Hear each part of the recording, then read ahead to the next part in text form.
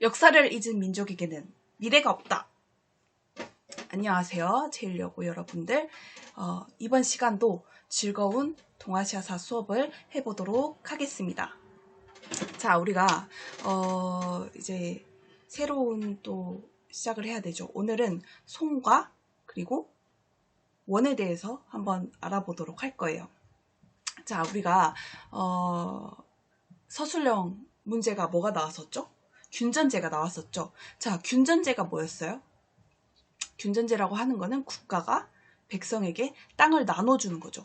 땅을 왜 나눠주죠? 그쵸? 땅을 나눠주는 이유는 그 백성으로부터 국방력을 얻고, 그죠? 군사력을 얻고, 그리고 세금을 걷기 위해서였어요. 그래서 부병제가 실시가 되고, 그 다음에 조용조가 실시가 되었죠. 자, 그런데 당 초기에는 이러한 제도 때문에 뭔가 국가가 뭔가 안정이 되고 재정을 확보할 수 있었어요. 자, 그런데 문제가 생겼어요. 뭐냐면은, 자, 이게 기본 전제가 뭐냐면은 국가가 백성에게 땅을 줄 수 있다는 거죠. 만약에 국가가 백성에게 땅을 줄 수 없다라고 하면은 이 모든 게 시행이 되겠어요? 안 되겠어요? 시행이 되기가 어렵겠죠? 자, 그래서 근데 문제가 국가가 백성에게 땅을 나눠주고 싶지만 권력이 그 땅을 다 차지하고 있는 거예요. 권력을 가진 사람들이 자기의 땅을 다 차지하고 있으니까 국가가 이 땅을 나눠줄 수 있을까요? 없을까요? 백성들에게 나눠줄 수가 없겠죠. 그게 큰 문제가 되었는데, 그래서 어떻게 되냐면은 이제 이 백성들이 땅을 받지 못하기 때문에 세금을 내기도 어렵고, 그리고 더 중요한 거는 자신이 굳이 이제 군사력을, 국방력을 국가한테 제공할 필요가 없다는 거예요. 군대를 갈 필요가 없다는 거예요. 왜냐면은 국가 자체도 땅을 줄 수가 없었기 때문이죠. 그래서 어떻게 당나라 정치가 변하냐면은 모병제로 변합니다. 자, 부병제는 병사를 모두, 그러니까 자격이 되는 사람, 성인 남자 16세 이상에서 60세 이하의 남자들은 다 군대를 가게 되어 있는데, 이제는 모병제예요. 병사를 모집하는 제도가 생깁니다. 자, 그러면 어떻게 되겠어요? 소수 사람들이 장군이 되는 거예요. 자, 이 장군이라는 것 자체가 이제 하나의 권력같이 돼가지고, 이 권력을 가진 장군들을 이름하여 뭐라고 하냐면은 여기에 나오는 절도사라고 합니다. 자, 여기에 절도가 있는 군사령관 사신 뭐 이렇게 써져 있는데, 그러니까 이제 뭔가 군사체제가 바뀌면서 소수 훈련받은 군인들이 군대 안으로 들어가게 되는 거예요. 그러면서 이제 당나라 말기 되면 굉장히 혼란스럽게 됩니다. 제가 항상 말했지만 권력은 시소 같아가지고 황제 권력이 강화가 되면은 신하의 권력은 당연히 약화가 되고요. 신하나 아니면 호족들이나, 그리고 황제의 권한이 약해지면은 지방이 굉장히 난립하게 됩니다. 그러면서 당나라 후기에 들게 되면은 절도사들이 난립하게 됩니다. 그러면서 이 지방에 있는 군인 출신들이 이 나라를 굉장히 혼란스럽게 만들고, 안독산이라는 사람이 역모를 꾀하기도 하죠. 감히 황제를 대들려고 했다는 거예요. 자, 그래서 그때 그러면서 이제 당이 멸망을 하게 됩니다. 자, 이제 학습지 성립을 보면은, 자, 당 멸망 후에 5대 10국이 성립이 되는데요. 혼란기라고 하는 거예요. 자, 옆에 보면은 개념에 5대 10국이 있는데요. 화북 지역에 등장한 5개 왕조와 10개의 지방 정권입니다. 자, 이것은 무엇을 말하냐면은 아까 말한 지방 군인 출신들, 절도사들이 중심이 되어서 나라를 형성했다는 것을 의미해요. 그러면서 송이 건국이 되고 북방 유목 민족들, 거란, 서하 등이 성장을 했다는 거예요. 그러면서 성립은 5대 10국의 절도사 출신인 조광윤, 자, 이름은 한번 기억해 둘 필요도 있어요. 조광윤이 카이펑을 수도로 하여 건국을 했습니다. 자, 이쪽쯤이에요. 자, 그 다음에, 자, 당나라가 아무튼 왜 멸망했는지 이제 조광윤이 한번 생각을 해보는 거죠. 아, 군인들의 세력이 너무 강했기 때문이다. 무력 중심의 정치였기 때문이다. 그러면서 어떤 정책을 펼지 생각을 하게 되는 거예요. 그래서 송은 한마디로 하면은 어떤 국가였느냐? 자, 문치주의 국가였습니다. 자, 문치주의라는 건 뭐냐면은 오른쪽에 뜻이 있어요. 자, 무력이 아닌, 그러니까 무력으로 당나라는 지배를 했다면은 무력이 아닌 뭔가 학문적이고 법령에 따라서 정치를 하는 주의예요. 자, 그러면서 절도사의 권력을 대폭 축소를 시킵니다. 그러니까 이제 정권에 올라갈 수 있는 사람이 단순히 무력이 강하다고 해서 올라갈 수 있는 게 아니라 과거제를 통해서 굉장히 똑똑한 사람, 뭔가 과거제를 굉장히 당나라 때, 수나라 당나라 때 과거제가 실시되었던 처음 정신으로 돌아간다는 거죠. 그러면서 더욱 더 업그레이드 되는 현상이 나타나는데, 자, 과거제의 전시제도. 자, 우리 이거 배웠었죠? 자, 전시제도가 뭐였죠? 그죠? 궁전에 앞에서 시험을 보는 거였어요. 황제가 마지막 면접을 보는 거죠. 그러면은 자연스럽게 황제의 권한이 높아진다고 그때 말 많이 했었어요. 자, 그래서 장점이 황제권이 강화가 되었고, 단점은 군사력이 약화가 됩니다. 자, 왜냐? 자, 이제 당연히 뭔가 군사로서의 훈련을 받은 사람들이 관직에 오르는 것이 아니라 공부를 열심히 하는 사람들이 관직에 올랐기 때문이죠. 당연한 현상이에요. 자, 우리가 열심히 공부를 하고 있는데 이제 앞으로 수능을 싸움 잘하고 잘 이렇게 뭔가 이렇게 싸움을 잘하고 태권도를 잘하고 이런 사람들을 위주로 뽑으면은 당연히 그런 사람들이 뭔가 우리 정치를 주도하는 주도 세력이 된다면은 모두가 그렇게 무술을 배우려고 하겠죠. 태권도를 배우고. 근데 이때는 이제 다시 공부를 열심히 하자 이런 주의로 가게 되는 거예요. 자, 그래서 거란 요 서하에게 세패를 제공하게 됩니다. 자, 오른쪽에 세패라는 것은 이제 한 해에, 그러니까 특정 기간 동안에 송이 요에게 바치는 폐물이에요. 자, 폐물은 왜 바치죠? 힘이 약하기 때문에 바쳤겠죠? 자, 그러면서 자, 이제 계속 국가의 재정이 다른 데로 흘러가고 있으니까 왕안석이라는 사람이 새로운 법, 신법을 주장을 합니다.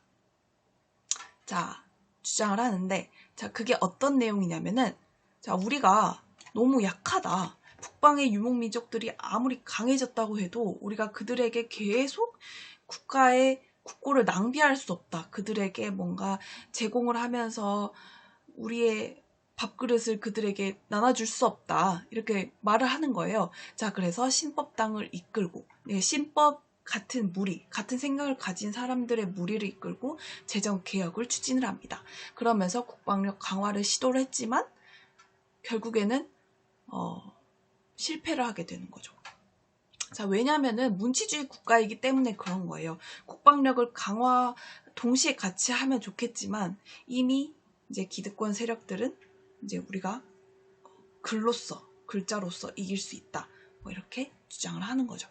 자, 경제 파트 보면은 시박사를 두어서 대외 무역을 관장하게 합니다. 자, 송나라 때 들어가면은 굉장히 무역이 아주 활발하게 전개가 돼요. 특히 우리 한국사 시간 때 배웠던 거 기억이 날지 모르겠는데 고려 때 병란도가 있었죠. 그 병란도를 통해서 아라비아 상인들도 오고 송 상인들도 왔었어요.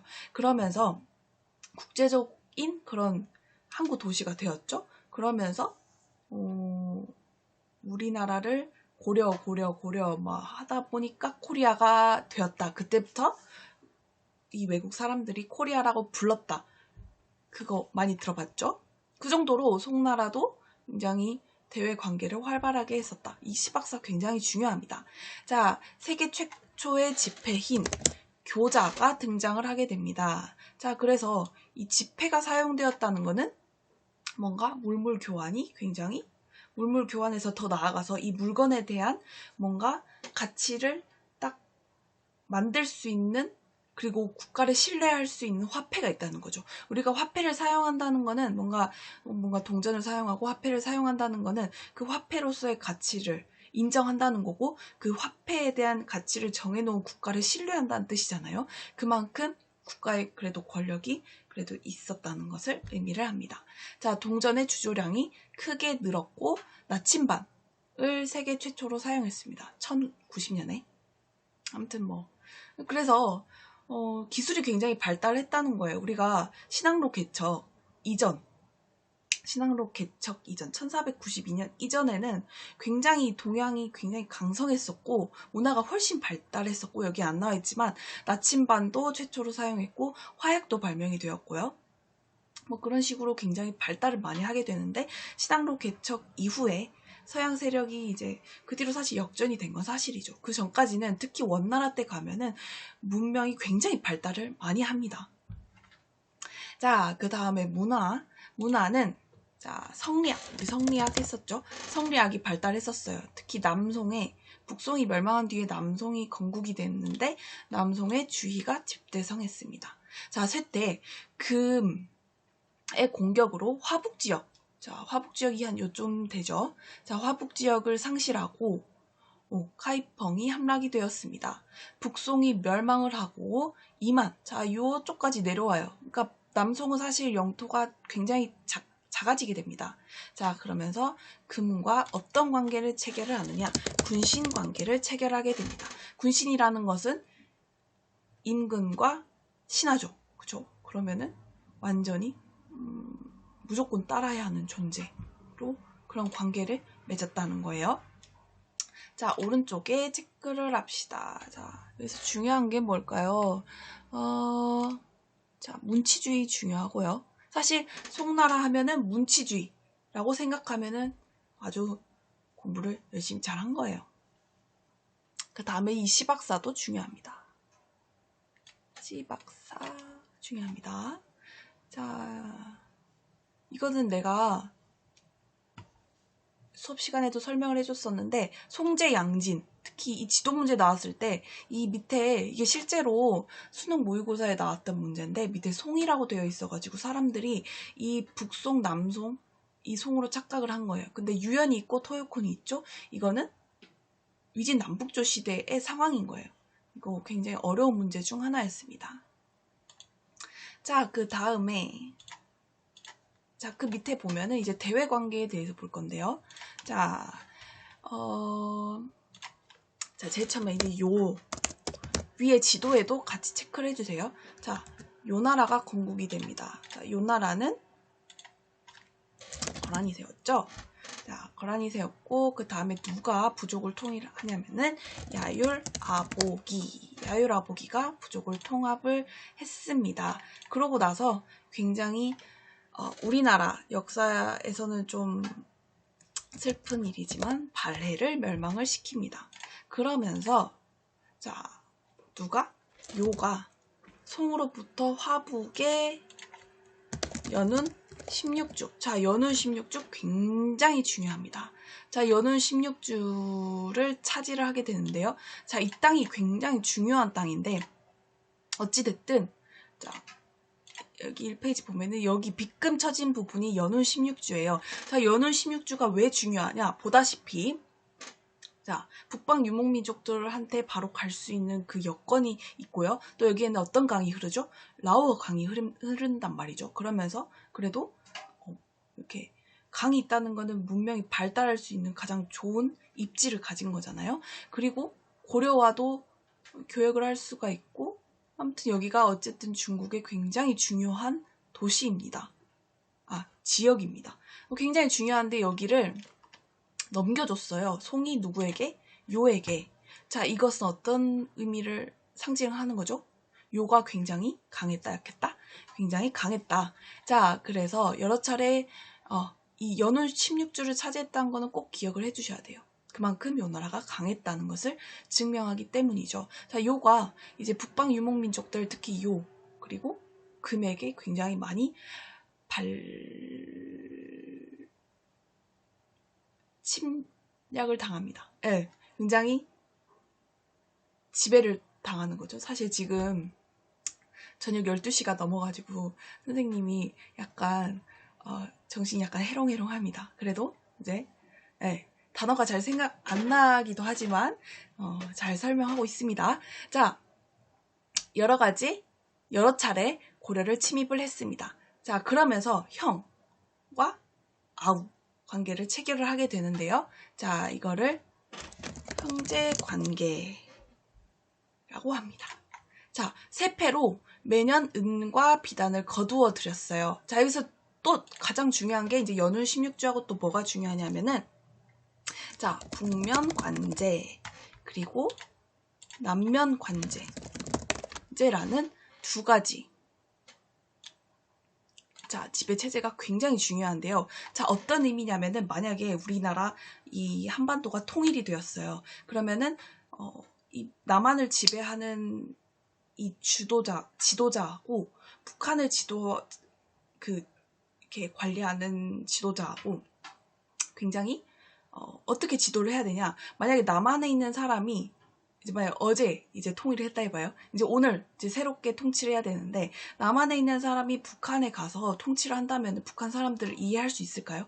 이해하기 어렵겠죠. 그래서 이렇게 하나의 영토가 되었다 하더라도 그 지역에 있는 사람을 관리로 세우는 게 중요한 거예요. 왜냐하면 그 나라의 사정도 알고 그 나라 사람들에 맞게 정치를 할 수 있기 때문이죠.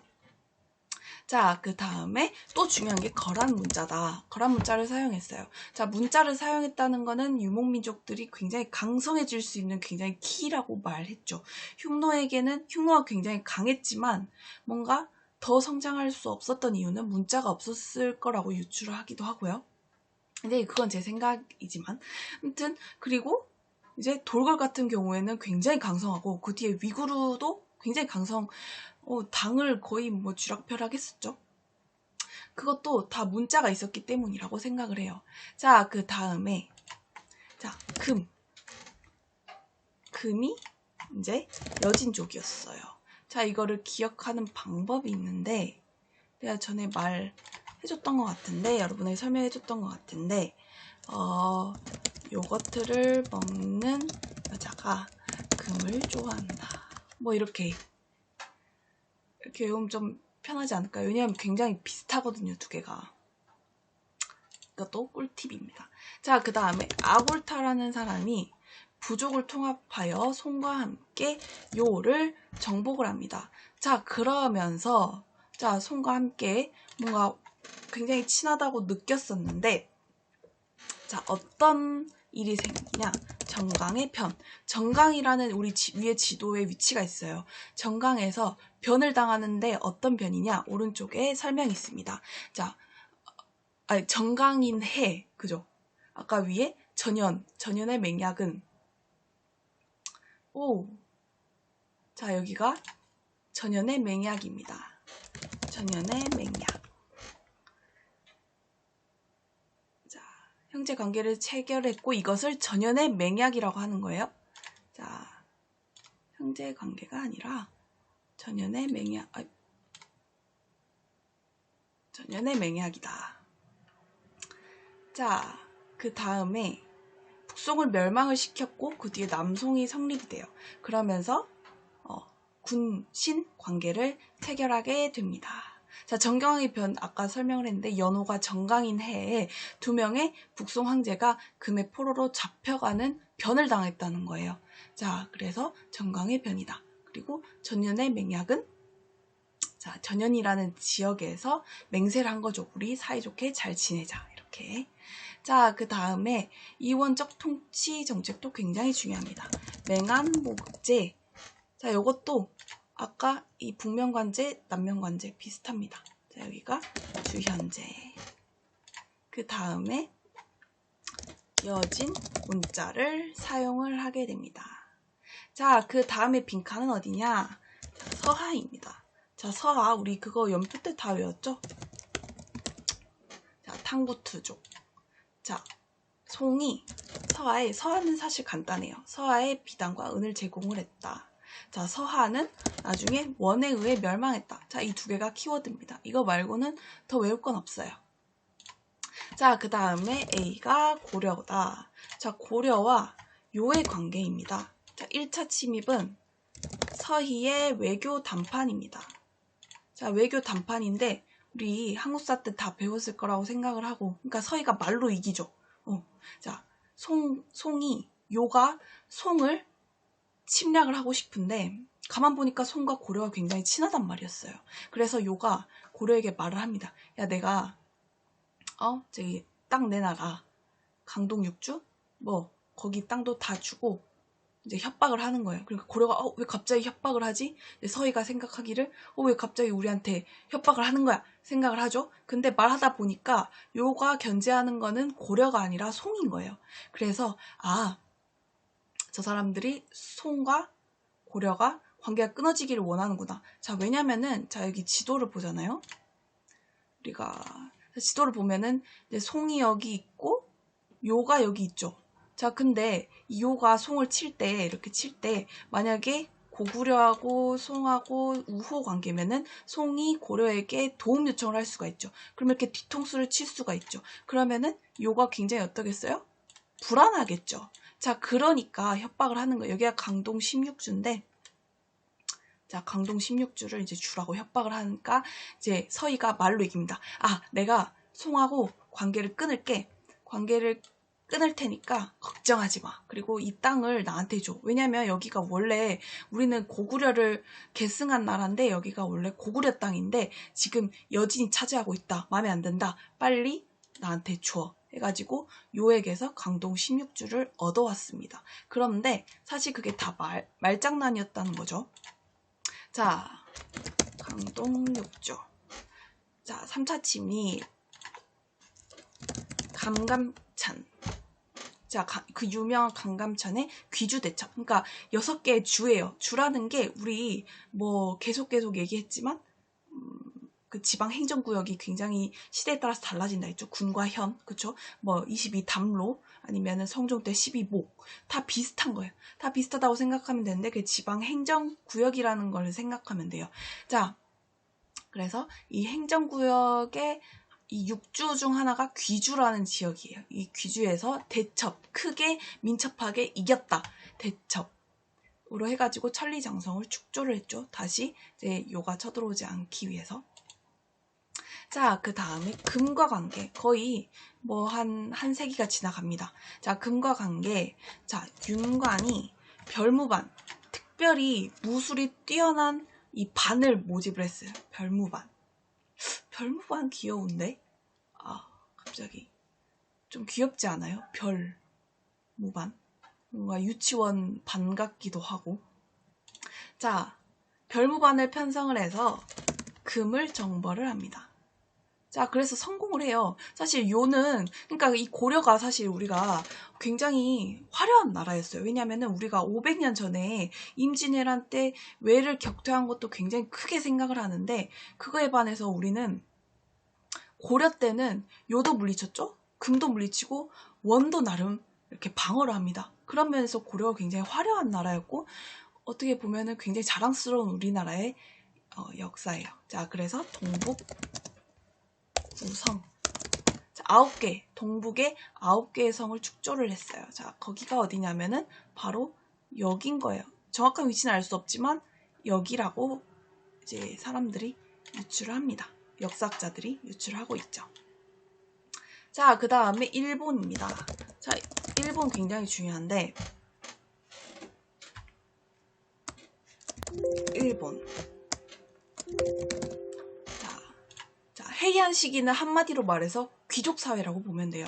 자, 원래 헤이안 초기에는 불교 사원의 세력을 누르고 천황의 권력을 강화한다고 되어 있는데, 그러니까 이런 거죠. 나라 시대 때는 당나라의 문물을 어떻게 해요? 다 받아들이죠. 완전 좋아. 자, 일본 스타일이야. 다 받아들여. 좋은 거는 먼저 우리가 받아들여야 우리가 강자가 될 수 있어. 역사를 통해서 우리가 배울 수 있는 건 바로 그거예요. 남에게서 좋은 거를 우리가 많이 배워야 돼요. 나도 여러분들한테 배울 게 있고 끊임없이 나도 배워야 되는 거예요.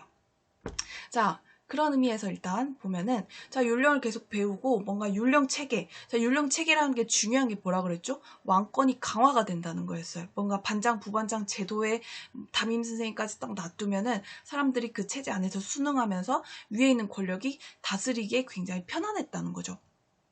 자, 그런데 이제 나라 시대 후기 때쯤 되면은 그게 점점 흔들리게 되니까 자, 헤이안 시기에 딱 들어서 이 헤이안 할 때 안이 편안할 안이에요. 그러니까 우리가 지금 혼란스럽지만 다시 편안해져 보자 해가지고 천황이 권력을 강화하는 방법으로 율령을 다시 정비를 하려고 합니다.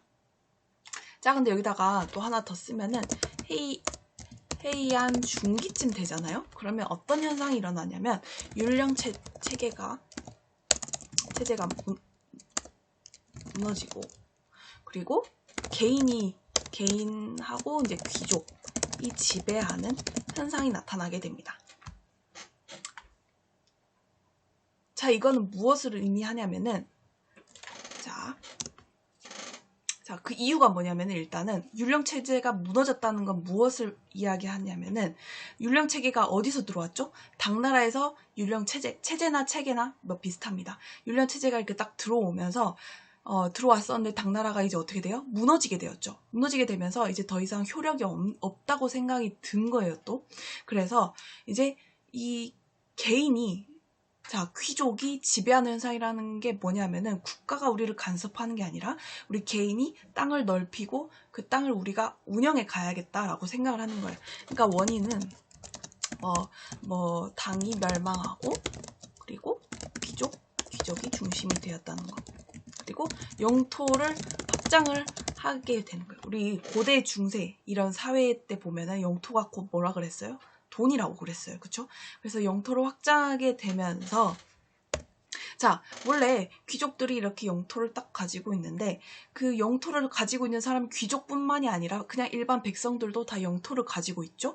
이 농민들이 자기의 영토를 뺏길 걸 굉장히 두려워한 거예요. 그래서 이 농민들이 뭐가 되냐? 바로 무사가 됩니다. 무사가 등장하게 되는 거예요. 근데 이 무사하고 이제 유력 농민층인 묘슈가 등장을 하게 되는데, 묘슈라는 건 옆에 설명에 써져 있어요. 경영을 하는 사람이에요. 장원이라고 하는 건 농장 저원, 그러니까 땅을 말하는데, 영토 주인, 영주가 있죠? 그리고 이 장원이 있는데, 장원이 있고, 이 밑에서 일하는 사람들이 있어요. 일하는 사람들을 이제 소농. 이렇게 조그맣게 일을 하는 사람들이 있는데, 이 사람들이 열심히 일하는지 안 하는지 보고, 그리고 뭐 이렇게 세금을 거두면은 또 갖다 주고, 그죠? 마우스가 이렇게 이 장원 안에서 소농이 열심히 일을 합니다. 그러면은 영주가 소농에게 이렇게 이제 일거리를 주고, 소농은 자기가 경작한 걸 다시 주죠. 이거를 이제 관리하는 사람이 있었는데, 그게 바로 누구였다? 묘슈였다. 묘슈가 중간에서 이런 역할을 했다는 거예요. 그러면서 이제 무사 계층이 점점 등장했다. 일본의 헤이안 시대에 중요한 거는 무사 계층이 성장을 하게 되고, 그리고 그러니까 어찌됐든 막부 시대가 열리기 전의 현상이, 그때부터 점점 무사계층이 등장을 하게 된 거예요. 왜냐? 귀족들이 영토를 확장하고 그거에 대해서 농민들이 불안감을 느꼈기 때문에 칼을 차게 된 거예요. 그 다음에 베트남. 당 멸망 후에 독립해서 응우 왕조를 수립을 했다. 이거는 설명을 많이 해줬어요. 그쵸? 그 다음에 체크합시다. 북면관제, 남면관제 중요하고요. 이 이원적 지배체제, 그러니까 이원이라는 것 자체가 근원이 두 개인 거예요. 그러니까 지배하는 체제가 두 개인 거예요. 북한 하나, 남한 하나. 통일이 되었지만 북한 스타일, 남한 스타일 이렇게. 전연의 맹약도 굉장히 중요하고, 정강의 변, 그리고 맹한목제, 주현제도 중요합니다. 그리고 이 동북구성 뭐 이런 것도 사실 한국사 우리 수능 다 필수로 봐야 되잖아요. 동북구성이 또 굉장히 잘 나오고, 이 요와 금이 굉장히 헷갈리는데, 요와 금을 굉장히 구분을 잘 시켜야 돼요. 그리고 제가 이제 생각하기를, 이 이원적 지배체제에 대해서 서술형 문제를 내면 어떨까? 이 강의를 안 들으면은 모르겠죠? 이거는 이 강의에서 말을 해야겠네요. 아무튼 넘어갑시다. 3페이지. 3페이지 가면은 이제 몽골 제국이 등장을 합니다. 이제 송나라가 멸망을 하고, 그리고 이제 원나라가 등장을 하게 되는데, 이거 지도에서 보다시피 엄청나게 넓은 대륙, 세계에서 가장 큰 제국을 형성한 게 바로 몽골 제국이에요. 자, 그래서 밑에부터 보면은 테무친이 부족을 통일하고 칭기즈칸으로 추대가 되었다. 다 테무친이 이름이고 이 사람이 부족을 통일을 하고 칸 대장, 우리 그때 그 대장의 이름들 외웠죠. 선우, 흉노의 선우, 카한, 돌고래 카한, 그리고 원, 그리고 명은 아니고 청나라까지 해가지고 칸, 그죠? 칸으로 추대가 되었다. 자, 징기즈칸은, 자, 칸은 금이고요. 자, 그 다음에 나가 어디냐? 서하입니다. 그리고 다는 여긴 중앙아시아 지역인데 호라즘이에요. 자, 호라즘을 공격을 했습니다. 자, 그 다음에 자, 쿠빌라이 칸이 고려를 복속을 시키죠. 그런데 이게 원 간섭기지 원 강점기가 아니에요. 그죠? 다른 데는 다 공격을 해서 완전 쓸어버리고 이 몽골 부족들이 떴다 하면은 개미가 지나가는 소리도 안 들렸다 그래요. 왜냐면 너무 잔인했기 때문에. 그런데 고려하고는 관계가 굉장히 좋았어요. 그냥 복속시킨 정도였다. 그리고 우리가 굉장히 저항을 많이 했었죠. 그때 끝까지 저항을 했었어요. 삼별초가. 자, 국호를 원이라고 변경을 하고요. 수도를 대도로 옮겼다. 자, 대도로 옮겼다는 것은 어떤 의미가 있냐면 대도가 한 이쯤 되는데 이제 중원을 지배를 하겠다는 거예요. 원래 카라코룸인데 대도로 옮겼다는 거는 중원, 중국을 지배를 하겠다는 거예요. 자, 몽골은 굉장히 쉽습니다. 요게 빈칸이 다 키워드인데요. 이 키워드만 알면은 문제 다 풀 수 있어요. 자, 그래서 굉장히 쉽습니다. 그래서 쭉쭉 가봅시다. 남송을 멸망시킨 뒤에 지방의 행성을 파견했다. 자, 우리가 지방관을 파견했다는 건 어떤 의미냐면은 그런 거죠. 1학년 수업 때는 이야기를 해줬었는데 지방관을 파견한 그런 내용들이 굉장히 많이 나오죠. 근데 예를 들어서 무령왕 때 전국 22담로의 지방관을 파견을 하고 성종 때 12목에 지방관을 파견했다는 건 어떤 의미냐면은 자기 편을 지방에 딱 내려보내면서 바로바로 정보를 입수할 수가 있어요. 뭔가 반란이 일어난다? 그래요? 그러면은 바로 연락하고 이런 식으로 하면서 중앙 집권을 하기에 굉장히 좋은 시스템이 되는 게 바로 지방에 행성을 여기서 이제 말하는 행성을 설치하거나 아니면 다루가치를 파견하는 거예요. 자, 이 밑에는 다루가치입니다. 지방관을 파견을 하는 거죠. 어쨌든 반란이 일어나는지 안 일어나는지 판단을 하는 거예요. 자, 그 다음에 그 밑에는 뭐냐? 국방력을 강화하기 위해 군사를 조직을 하는데 천호백호제입니다. 자, 옆에 천호제는 아까 그거 이원적 통치체제하고 똑같아요. 유사한 게 아니라 거의 똑같죠? 자, 천호제는 몽골인, 백호제는 몽골 이외의 사람을 이제 임명을 했다는 거예요. 뭐 생목이 그죠? 이제 완전 뭐 아라비아 사람도 이제 충성만 하면은 오케이라는 거예요. 그래서 똑같은 얘기 또 안 해야겠죠? 자, 그 다음에 자, 정복지의 원활한 통치와 동서 교육에 기여를 한 게 뭐냐면 역참입니다. 역참.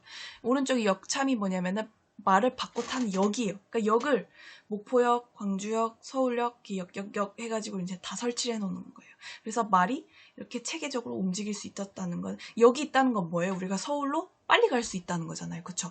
자, 역참이 있었다는 거는 빨리빨리 움직일 수 있었다는 거예요. 몽골 제국이 큰 제국을 이룰 수 있었던 가장 큰 원동력 중 하나가 바로 기마력이라는 거죠. 기마.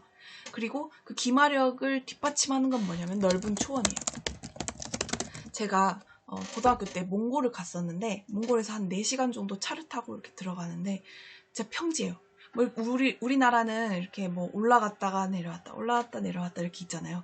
몽골은 쭉 직진. 무조건 다 뚫려 있어요. 산도 없고 이렇게 몽골 고원이라고 하잖아요. 그죠? 쫙 뚫려 있어요. 자, 그러면서 거기서 이제 말 타고 훈련하기 굉장히 좋겠죠? 왜냐면 이제 우리도 오르막 올라가기 힘들잖아요. 말도 오르막 올라가는 게 얼마나 힘들겠어요. 그쵸? 자, 그 다음에 단일 화폐인 교초. 자, 이것도 지폐죠. 우리 수능할 땐 교자였고 여기는 교초였어요. 자, 그 다음에 티베트 불교입니다. 자, 티베트 불교. 여기다 써볼까? 티베트 불교. 자, 이 불교라고 하는 거는 우리가 나중에 불교할 때 더 자세히 배우도록 하겠어요. 지금 이제 시간이 많이 흘렀으니까. 자, 그 다음에 불교라는 게 결론적으로 이야기를 하자면은 왕권을 강화하는데 불교만큼 이 굉장히 아주 유용한 이데올로기가 없어요. 없었지만 이제 유교라는 더 큰 아주 사람을 질서 안에서 가둘 수, 우리가 질서에 대해서 배웠죠. 성리학이라고 하는 그 질서 안에 딱 가둘 수 있고 또 그거에 대한 정통성이 공자로부터 쭉 내려오는 거잖아요. 그거가 생기기 전에, 성리학이 나타나기 전에 불교만큼 아주 사람을 지배하기에 좋은 게 없었죠. 자, 승려 파스파가 만든 문자, 몽골도 문자가 있었어요. 파스파 문자. 이것도 정복하는데 굉장히 큰 역할을 한 거죠. 자, 그 다음에 중국의 달력이 있는데요. 아랍의 학문. 자, 수시력. 자, 수시력이라고 하는 거는 지금 우리의 달력과 굉장히 유사해요. 근데 지금의 우리 그레고리력을 이 수시력이 생긴 300년 뒤에 등장을 하게 되는데 이미 몽골은 천문학에 대해서 굉장히 발달을 했다는 거죠. 그만큼 학문이 많았다. 그러니까 이게 다 사실 정보가 빨랐기 때문이에요. 우리도 있잖아요. 여러분 대학을 가기 위해서 공부를 잘하는 것도 중요하지만 내가 가고 싶은 과에 대한 정보도 굉장히 중요해요. 그래서 생활기록부를 쓸 때도 이 자기의 정보, 자기가 가고자 하는 학과의 어떤 종류, 내신만 본다든지 아니면은 학생 종합을 더 많이 뽑는다든지 이런 거를 미리 다 확인하는 그런 정보가 많아야 돼요. 알겠죠? 자, 그 다음에 성리학, 중요한 성리학이죠.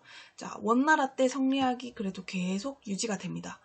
송대 이르러서 송대 이후에 자, 고려와 그 다음에 가마쿠라 막부에 성리학이 전해지게 됩니다. 자, 여기 있는 거 다 중요해요. 굉장히 키워드가 있죠. 키워드만 알면은 다 풀 수 있어요. 너무 쉬운 거예요. 사실 요하고 금하고 구분하는 건 굉장히 사실 어려운 문제에 속한다면은 이 원나라에 대한 문제는 뭔가 개성도 있고 외우기도 쉽고요. 자, 역참, 교초. 다 굉장히 중요해요.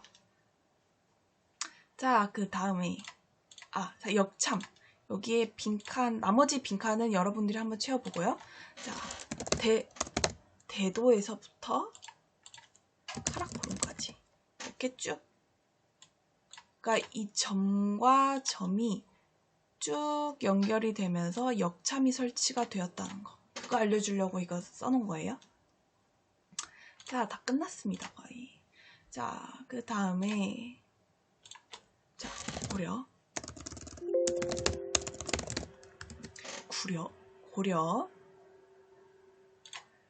자, 고려라는 거는 삼별초가 진도를 거점으로 항쟁을 했으나 원의 부마국이라는 거는 사위국가가 된 거예요. 그러니까 아까도 말했지만 원나라는 정복을 할 때 싹 쓸어버립니다. 기마력을 가지고 싹 죽여버려요, 그냥. 근데 고려는 그렇지 않았다는 거죠. 우리 기황후 있잖아요. 우리 고려 때 공주가 쿠빌라이 칸의 아내가 됩니다. 그 정도로 굉장히 각별한 사이였다는 거예요. 자, 원이 다루가치를 고려에 파견을 하고 내정에 간섭을 했습니다. 그러면서 여러 가지 우리 그때 배웠던 거 옛날에 한국사 때 배웠던 거 한번 쭉 복습을 또 해보는 시간이 될 것 같네요. 자, 삼국유사가 편찬이 되었어요. 1년 있었죠. 자, 그 다음에 여몽, 고려와 몽골 연합군이 정동 횡성을 딱 설치를 해가지고 이제 같이 일본을 공격을 했지만 태풍이 불어가지고 가지 못했다. 그러면서 카미카제 부대 나오죠.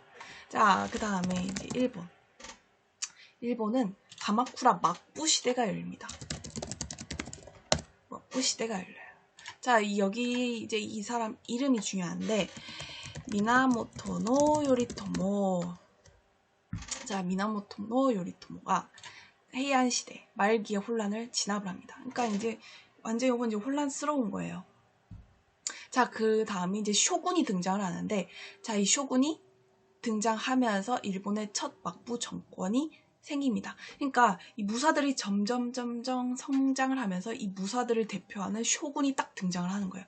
그러니까 천황을 중심으로 하는 것과 그리고 쇼군을 중심으로 하는 약간 두 가지의 지배체제가 형성이 돼요. 우리가 일본사를 사실 공부하는 게 굉장히 헷갈리고 그냥 우리나라 정치와는 굉장히 다른 형태로 나타나기 때문에 헷갈리는데, 그러니까 천황은 그냥 이름만 있는 거예요. 명목만 있지 뭔가 힘이 있고 그런 건 아니에요. 실제적인 정치는 누가 하느냐? 쇼군이 하는 거예요. 자, 토지를 매개로 쇼군과 그 밑에 고케닌. 자, 옆에 보면은 고케닌이 무사입니다. 자, 무사인데 이제 사무라이 비슷한 그런 개념이죠. 자, 고케닌이 주종 관계를 맺습니다. 그러니까 주인과, 그러니까 이제 고케닌. 종과 주인의 관계를 맺는다는 거죠. 그러니까 고케닌이 쇼군의 충성을 다하고 이제 쇼군을 또 보호해주고, 왜냐면 무사 시기였기 때문에 굉장히 이렇게 싸움이 잦았기 때문에 이제 치안을 지켜주고, 그리고 뭐 이렇게 토지를 또 관리하게 해주고. 자, 그 다음에 쇼군이 가지고 있는 장원, 이 토지를 관리하게 합니다. 그래서 이 고케닌이 쇼군의 땅의 치안을 담당을 하는, 자, 슈고와 땅을 그냥 이렇게 관리를 하는 지토로 임명을 합니다. 그러니까 고케닌을 슈고와 지토라는 그런 이름을 주는 거예요. 자, 그러니까 고케닌이 있는데 슈고와 지토라고 이제 관직, 어떻게 보면 관직이라고 하나요? 그 이제 역할을 딱 주는 거예요.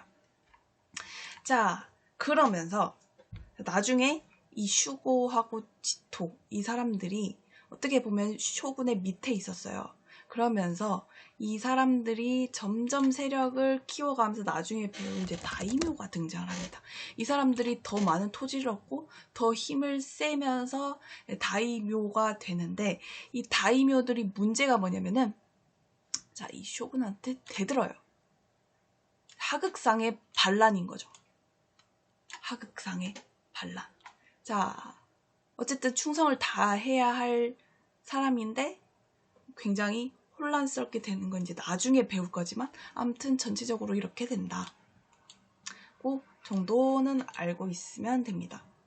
자, 나중에 일본사는 좀 상당히 복잡하기 때문에 더 자세히 설명을 해주도록 하겠습니다. 자, 구리로 만든 동전이 중국에서 대량 유입이 되고, 다음에 중요한 성리학이 전래가 되어요. 자, 구리로 만든 동전이 왜 중요한지, 우리가 금은 동철, 금은 청동기, 철기에 대해서 선생님이 한번 정리를 쫙 해줄 거예요. 그게 서술형으로 나올 확률이 큽니다. 그건 내가 또 다시 이야기를 해줄 거예요. 자, 그래서 이 구리로 만든 동전이 어떤 의미가 있는지 이제 시간 관계상 나중에 다시 설명을 해주도록 하겠습니다. 자, 가마쿠라 막부 시기에 여몽연합군이 2차례 침공을 했으나 태풍이 막아줬어요. 그래서 우와, 태풍의 신이다 하면서 신국 의식이 확산이 되었다. 신이 다스리는 나라라고 생각을 하게 되는 거예요. 그래서 이제 신이 많게 되는 거죠. 자, 베트남은, 자, 전 왕조 시기에 몽골이 3차례 침공을 했으나, 이거 다 했어요. 그죠? 전흥, 다오의 활약. 우리나라로 치면은 이순신 같은 존재죠. 자, 몽골군을 격퇴를 합니다. 자, 민족의식이 강화되어서 대월사기. 선생님이 요거 3개, 쩐흥다오는, 전 왕조 시기에는 쩐흥다오와 대월사기가 가장 중요하다고 했죠. 나머지 더 외울 거 없어요. 자, 그래서 천황 밑에 이제 뭐 이거, 자, 귀족 있고, 귀족만의 천황과 귀족 있고, 쇼군은 이제 정리를 하자면은 무사들의 대표가 되는 거예요. 가장 강력한 대표, 그 밑에 충성. 이제 더 나아가면은 이제 다이묘가 굉장히 이제 반란을 일으킵니다. 하극상의 반란을 일으키면서 혼란스럽다가, 우리가 성리학 때 배웠죠. 그래서 제가 성리학에서 그 사람을 굉장히 중요하게 말을 했었는데, 후지와라 세이카가 이제 강한과 교류를 하면서 성리학이 유입이 되는 게 이제 에도 막부 시대 때잖아요. 에도 막부 시대 때 되면은 쇼군과 다이묘의 관계가 굉장히 어떻게 되냐면은 성리학적으로 변합니다. 자, 그러면서 다이묘가 이제 쇼군에게 굉장히 충성을 다하고, 이 성리학이 유입되기 전까지는, 하극상의 반란이 어느 정도 인정이 되었다면은, 이 이후에는 성리학적으로 변한 거예요. 우리 성리학이 뭐라 했어요? 질서라고 했죠? 이게 질서가 넘나들면 안 되는 거예요. 그죠? 자, 그러면서 이제 성리학이 큰 의미가 있는 거고, 강항이 전해줬다는 게 의미가 있는 거예요. 자, 그래서 선생님이 이 조선 선비와 일본 사무라이 이 책을 굉장히 재밌게 읽었는데 제가 초등학교 때 산 책이에요. 초등학교 때 산 책 치고는 제 제목이 너무 재밌어 보여서 샀는데 여기서 뭐라고 말하냐면은 조선의 선비가 칼을 차면은 일본의 사무라이가 된다. 이런 말이 있어요. 그러니까 조선의 선비와 일본의 사무라이가 굉장히 닮았다는 점이죠. 조선의 선비는 성리학을 중심으로 이렇게 성리학을 중심으로 공부를 했던 사람들이었잖아요. 사무라이도 어쨌든 나중에 에도 막부시기에 가면은 굉장히 성리학적으로 변한다는 거죠. 근데 단지 이 선비는 붓을 들었을 거고 그리고 사무라이는 칼을 들었다는 거예요. 그래서 우리가 또 이 에도 즐거운 에도 막부시기에 또 이렇게 더 공부를 하도록 하겠습니다. 그래서 이제 끝입니다. 그래서 또 끝났으니까